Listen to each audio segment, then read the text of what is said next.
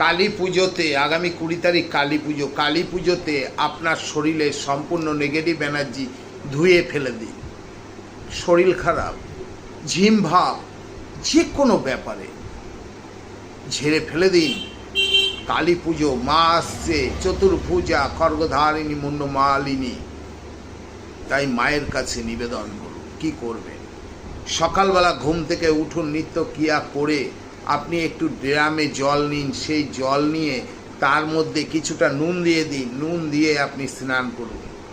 আর ঠিক রাত্রির 12টা বেজে 1 মিনিট থেকে 12টা বেজে 30 মিনিট পর্যন্ত আপনি একটি প্রদীপে আপনি সর্ষে এবং হলুদ সর্ষে এবং সর্ষের তেল ভরে উত্তর মুখে জ্বালাবেন এবং ওর মধ্যে একটু লবঙ্গ, এলাচ দিয়ে দেবেন। দিয়ে আপনি ওই প্রদীপের সামনে বসে থাকুন।